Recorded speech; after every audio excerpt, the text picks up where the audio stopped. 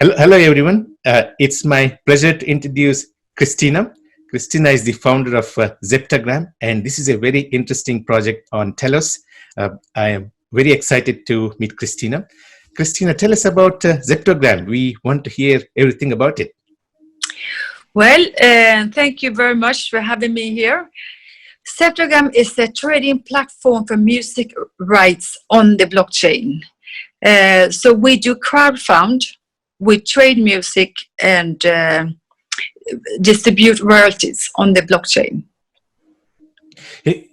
Excellent. Now tell us about yourself, Christina. What were you doing before Zeptagram, and how did you come into blockchain space? Now I understand Zeptagram is a sort of a long project, right? It has been around for a while. You have been working on it for a while. Yeah, because it started, and our background is in the music industry. And one of the founders, Johan, is a music producer. He's been producing music for 30 years. And I myself, I've been producing my own records and write composers. And we've been through this process with Pirate Bay, Spotify, and from having a very good income from music, it started to get a little bit difficult. And at the end, you was like, where is their value? There has to be more value than just, having and money coming through streaming services. And I was thinking the ownership of music has their value because it has their value long term. So the ownership, when you have intellectual properties in music, composers' right, is the whole lifespan of the composer. And then it's 70 years after the composer is dead in Europe, for instance. I think in America it's 30 to 50 years. In other places it's not the same. So if you could use that span of intellectual property and actually get your money up front. For instance, if you're 50 years, you feel like, I know I have 70 years beyond my own life, so I want to have this now, enjoy my life before I'm gone. You can do that. But today there's no marketplace where you can do that because the publishers do sell the catalogs among this. Sales is happening today even, but it happens between the companies, the publishers. So the composers and the artists, they don't have that market, and the fans have no access to those sort of investments.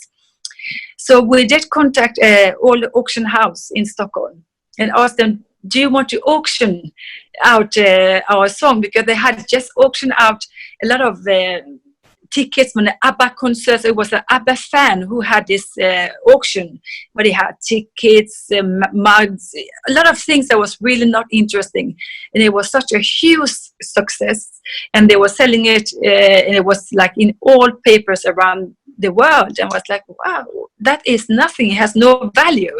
So I was, okay, but music has a value. People want to be close to the artist, but just by being that, they can also gain something from it. So I asked them, would you like to do this? They said, wow, we have never done this. But I said, no problem, I can walk you through the process. And they actually did it. So we had an online auction on one of the oldest auction houses in Stockholm. It's called Stockholm Auction House, and it's 100 years old. And it was a success. It was also very popular, but then again, it was a little bit difficult because people were not used to that you could sell your own rights, because we have 5 intellectual properties for one of the most famous artists here, and we have written songs for him, and it was like, can you do this? Is this legal? And it almost like we stole something, because people didn't know that you can actually own the intellectual property and do whatever you want with that.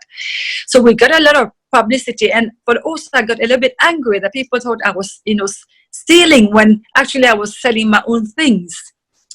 So I was like, how can I, because we did it and it was successful, but I do know a lot of musicians who also need to have that market to really not be in with the publishers to say, here you get this and that, because we got 5 times more paid on the auction than we were offered by the publisher, because the publisher, they have the power, so they always offer very low pay for the artist. And so I was thinking, no, but everybody needs this. So I started to build a trading platform, just ordinary, not blockchain, nothing, But I was like, no, this is quite boring. No, so we didn't do that. But then we came in contact with blockchain, and because I was looking at the cryptocurrencies and just the fact that you can own something, because I wanted a stock exchange, because I felt that this is the value. And also because I lived in London a while, and David Bowie, he put his two coming albums on London Stock Exchange, and had his fans invest in it before it was actually produced.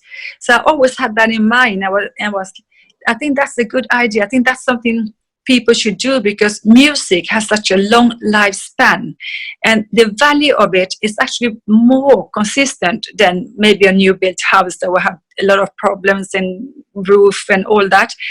And I think it was a missed out opportunity for the music industry. There was a lot of money outside the industry that is not in the industry, because people had never addressed that money and actually tried to bring it in.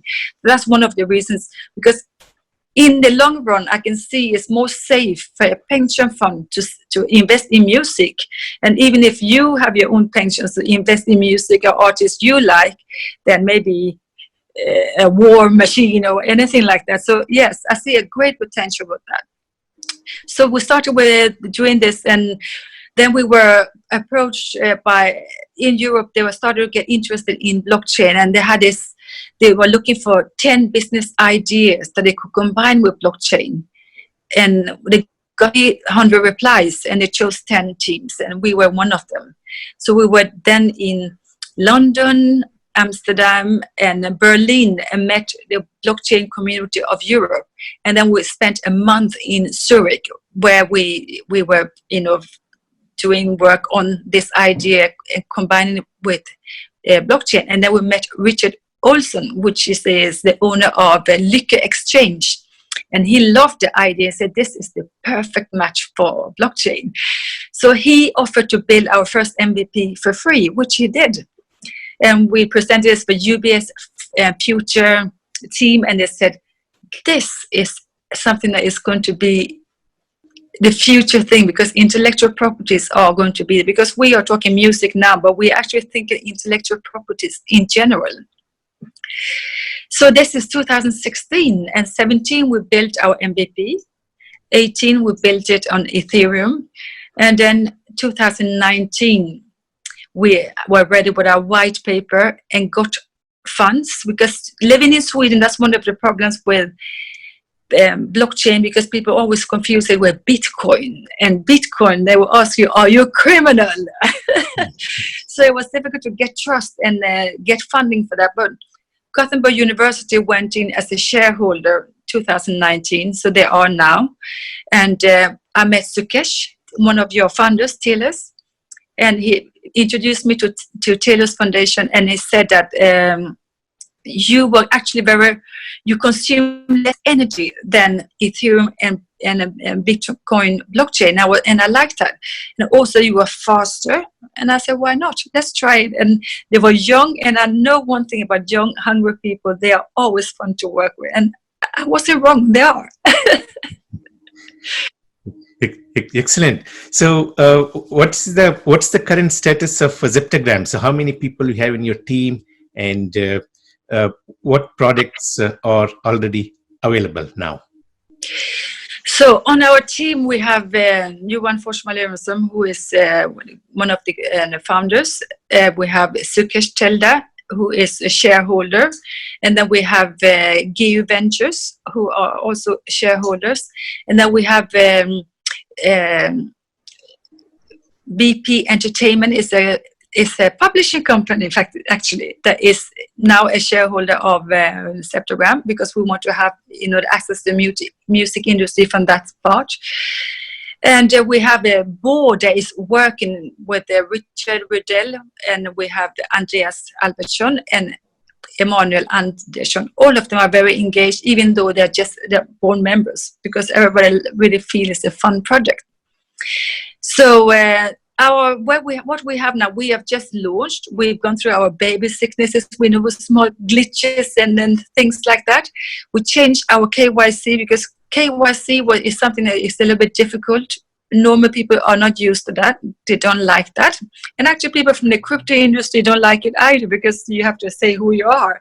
That's right. So we had a little bit difficult way of doing it. So we changed to Aver, which is much easier and faster. And that made it easier, and also made the onboarding in general much easier, because it was a little bit barrier we had to start with. We've been working on small things. So now we have a guy called Caesars, and he was in a band called Caesar's Palace, and they had a song called Jerk It Out that actually launched iTunes when iTunes launched with their song. So he's on our platform. We have at this stage we mostly have we have Telos, we have Marshall from Nigeria, who's actually done a song for Telos, which is very nice. And we have a lot of Swedish artists to start with, because that's where we start. But we are working with American artists, and we are forming a business in America, because we are forming partnerships there. And the American market, they say that this is very interesting. They see this as a game changer. I had a call with Miami just the other day, and they said, we looked at different projects, but they found that because we have the crowdfunding, we have the crowd sales, and the stocks exchange, secondary market, we have a better solution. So hopefully that's the case. Excellent. That's exciting. Now, Christina, walk us through the perspective of a user. Let's say, I'm an artist, I have a song, and I come to you. So what do I do with Zeptagram? How do I work with you? So what's the steps for an artist? So if you're an artist, you've downloaded an app, you need to go to the web, because that's only on the web page where you can upload your songs. You create an account, and then you will be required to say what sort of publishing you belong to, because we need an IPI number. That's the identity of the composer. And from there, you will then be asked different questions about your song, your ID, song ID, and all that. And you register that. You get confirmed KYC that you are you. And we match this song towards a base that we have to be sure that you own that song and that it exists and is registered, because all songs on the platform has to be registered with a pro. Because if not, we cannot ensure the collection of the royalties. Because some services, they do sell streaming services royalties, but we sell the ownership, where you will have payment from streaming, radio plays, and actually all income that is connected to that right. So that's why we need to have working with the existing collecting agencies. So we're not doing anything new in that sense, because we're using existing infrastructure for the music business and looking forward for them to change to a better system. Yeah, so once you do that, you send the song to Zeptagram, we approve it, and then you publish the song yourself. And that's it. And then when the songs are traded, you have your own wallet, where if you reach at least 10% of the crowd sale or crowd funding, then the money will be released to you. If it's below 10%, the money will go back to people who bought it, and you can take back your rights. But if the crowd sales is successful, then you have the secondary market, where you can then put your music that you bought and sell it on the stock exchange, and that can be sold up and down. That's excellent. Now you have 2 tokens, right? Christina, can you tell us about what the tokens are and how they're distributed? Yeah. So the music tokens, for each song, we create 1 million music tokens. So even if you will just put 1% of it, we will still create 1 million tokens for that percent. So each listing actually has its own identity, you can say. And then we have this Zepta coin, that it's the currency that we use to pay out royalties. And that's also used to buy music rights. Excellent. So there is no airdrop or anything, right? So this is distributed as artists come onto the platform. Yeah, yes, you would, and so far we haven't done any airdrops, but maybe we'll do that on Telos, but we're looking at the legals to see that we don't do anything wrong. But yes, when you come to the platform, we have your currencies. You have Telos because you can use Telos on Zeptagram or credit cards. Then you can buy directly with credit cards, but of course in the back end it will be converting them to Zepta coins and with Zepta coin. But you can also buy Zepta coin on the platform and buy with Zepta coin. Excellent. That's exciting. So tell us about Christina. I think we lost your connection. Yeah, so someone tried to call me. Okay. Someone tried to call me. Yeah. So tell us about your the roadmap for this year, 2020. What's coming from Zeptagram? What's new, and what are the plans for this year? Yes. So our immediate plan is that I'm going to do a lot of fundraising because we are looking for investment at this moment to go forward to really get over there to America and do all the dreams that we have and work with the partners we have formed. So this is the main focus that we have, is to get funding for a period of time ahead. And also we are working on putting new catalogs on the platform, and today is still Swedish and we have some American artists, but that takes a little bit we have to wait a little bit, but that's within a month.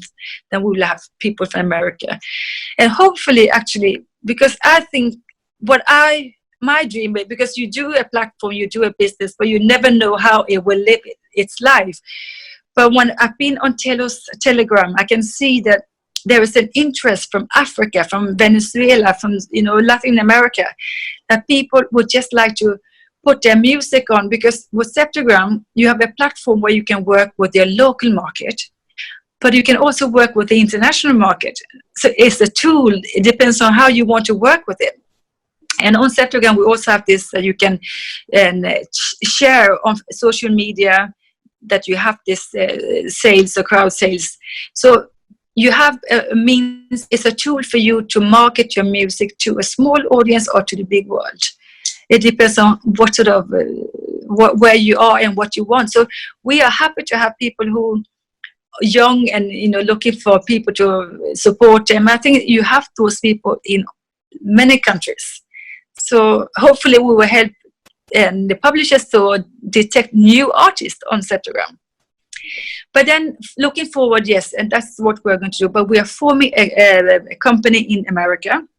We are actually in talks with South Korea and Japan to have also the same setup, that we have people working from tech and music that are partners in that region, because we do believe this is something that you can do wherever. So yes, so fun and partnerships, onboarding artists, marketing. Excellent. Christina, tell us about the name Zeptagram. What does it mean and how did you select this?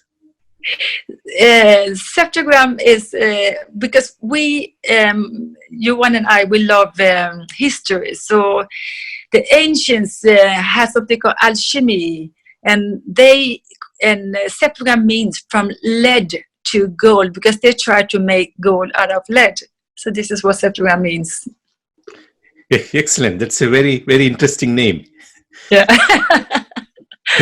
Now, many of us in the EOSIO world, we know about another project called Emanate. So the way I see it, Emanate is more of a subscription platform, where people stream their music and they get paid the royalties. And you're more of a intellectual property or the IP trading platform. Is that right? We would say IP because we do music because we know music. But Zeptagram has plans to really do gaming. We want to do films and so on. Because intellectual properties, we do believe that that's the future. Excellent. It's a very, very exciting project. Christina, do you have anything else you'd like to share with us? Did we cover everything or did we miss something else? Anything you want to say to the Telos community? You're welcome to share your... Well, spread the name of Zeptagram. First of all, go to the Zeptagram App Store, download the app, or Google Play. Download Zeptagram, look at it, and please come back with thoughts how we can improve the platform, what you miss and what you would like to see. We are very happy for that if you can do that. Perfect. Well, thank you so much, Christina. It's a pleasure talking to you. And Zeptagram is a very exciting project, and we will be looking forward in 2020 to see how you progress. And we wish you all the best. Yeah, thank you very much. Nice to be here.